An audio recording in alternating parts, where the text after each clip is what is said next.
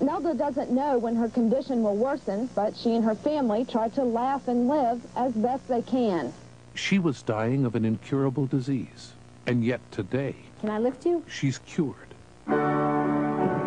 He was paralyzed, but today he dances. Was it the work of a miracle drug? Nope.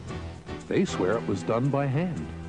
Dean Kraft's hands. Finding Dean, as far as I'm concerned, saved my life. I basically see people when doctors have given up on it. Scientists don't understand it, but even they believe it. I think he's doing something.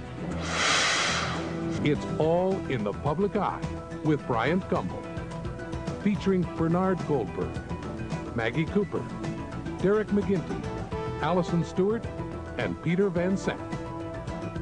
And now, from the CBS Broadcast Center in New York, here is Bryant Gumbel. Throughout history, those who would heal human ailments usually hailed from one of two camps. They come under the banner of science or the banner of faith. But now comes a healer of a third sort, a man who seems to cure not through faith, but through the force of some other power that science can't yet understand. Derek McGinty has his story. Come on in. We're ready? Yeah, we're ready. Nelda Buss is hosting her monthly bridge club. And what you got? I got a club. Oh, look at that. No small miracle, considering the bad hand life once dealt Nelda. 13 years ago, she was paralyzed from the neck down, diagnosed with ALS, Lou Gehrig's disease, an incurable and fatal condition. I deteriorated very rapidly, so it was very frightening. I thought, yes, I am going to die. Nobody was more aware of Nelda's helplessness than her husband, Glenn. By the spring of '85, she really couldn't get around by herself, and eventually she lost all use of her arms and legs, so we had to move her everywhere she went. We had to feed her, we had to bathe her and take her to the bathroom, and you name it, we had to do it for her.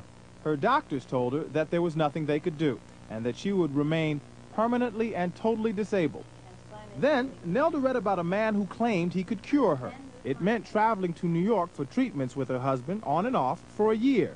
A few months after she was actually able to start moving some fingers and toes, and just the very slightest little motion was, you know, just overwhelming.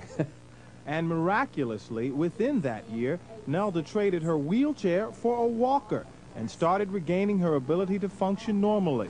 Oh, now you can walk. The life-threatening disease that should have killed her seemingly disappeared. Can I lift you? I now have 4 grandchildren that I didn't have before, and I'm able to play with them and take them shopping and all kinds of things. Aren't you going to give me a hug? Yeah. If it wouldn't be for Dean, I wouldn't be here. That's just all there is to it. I basically see people when doctors have given up on them. You're their last hope. Right. Dean Kraft is not a doctor. He's a healer who's been steering Nelda and others in a very alternative direction for over 20 years. His is a very hands-on approach. I can feel the energy. It's really strong. Great. Growing up, Dean never thought that healing would be his calling. Music was what inspired this kid from Brooklyn. In his teens, he formed a rock band and thought he was on his way to a career in records. But one day in 1972, Dean Kraft was leaving his job at a New York City music store when he looked up and saw someone hit by a car in the street right in front of him. He didn't know it at the time, but this was to be his first experience using the power in his hands to heal. And I remember just stroking the hair on her forehead and just, you know, trying to cradle her until the ambulance came, and I just felt this feeling like I wanted to try to help her. And the ambulance came, and the attendants looked at her, and they diagnosed right there and assessed that she had broken bones and was a serious condition. And the next day, I called the hospital to find out that she was released with minor cuts and bruises. Now, at the time, I could not believe that I had anything to do with that. But it was that experience that made me think that something unusual was happening to me in my life. Needless to say, Dean quit the band and tried his hand at full-time healing, eventually setting up clinics in 8 different cities. I'm not a faith healer, and what I do is not power of suggestion, and it's not psychic. What Dean does, according to some, is cure incurable diseases and relieve chronic pain. He calls it laying on of hands healing. Some call it therapeutic touch, a phenomenon that has attracted an estimated tens of thousands of practitioners. Any idea what's happening when you lay your hands on somebody? What goes on in somebody's body that makes them better? Well, I know that when I work with certain people with cancer, in my mind I visualize that tumor getting smaller. I stimulate somebody's own body's natural healing system to get working again when it's not. So I feel myself more like, you know, I could say a strong battery charging a weak battery. I think Dean has a gift that he takes his energy and he can pass it to a sick body. In 1975, Adela Carney was a young mother living in San Antonio, Texas, when she was diagnosed with ovarian cancer that quickly spread to both her stomach and liver.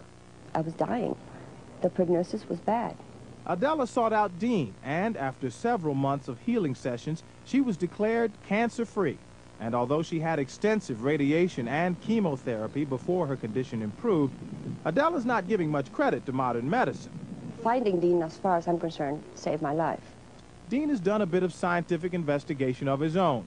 In a laboratory experiment, Dr. John Kmetz, Associate Dean of Kane University's School of Natural Sciences, took a test tube full of cancer cells and had Dean lay his hands on them for about 20 minutes. According to Kmetz's findings, nearly 2/3 of the cells floated to the top, indicating they'd been destroyed. The following day, even more dead cells turned up. Not ever have I seen that kind of change. And I didn't expect to see it then. It was really dramatic. And, I think he's doing something. He's doing something to affect those cells. We wanted Dean to repeat the experiment for our story, but he declined, claiming a month wasn't enough time to do it properly. And a month wasn't enough time to cure any life-threatening diseases either. So we assembled 4 people with chronic pain to make sure Dean's success stories were the result of his healing hands and not any sleight of hand. Each had 2 healing sessions scheduled 1 week apart. Even a sore leg muscle of mine got worked over. We all experienced the same sensation coming from his hands, heat and an intense vibration, almost like an electrical current. After the first treatment, I felt kind of almost like a stinging sensation. And as I left, about 20 minutes later, the pain went away, and it seemed almost like a release in the area. Given that Dean boasts a nearly 80% success rate, it only figures that 3 out of our 4 volunteers would feel better. Dean's second book, A Touch of Hope, is a guide to self-healing, co-authored by his wife, Rochelle, a woman who, from a therapeutic standpoint, seems to have a pretty good deal. A lot of women would say this would be the ideal husband. Every little ache or pain, they say, Dean, I sprained my ankle today. Dean, don't feel so well today. Is it like that? In most regards, it is. When I have a serious problem, I respond beautifully to him. But when you have a headache, you take a Tylenol, and that's the end of it. And it's a little bit like the shoemaker's wife going without shoes.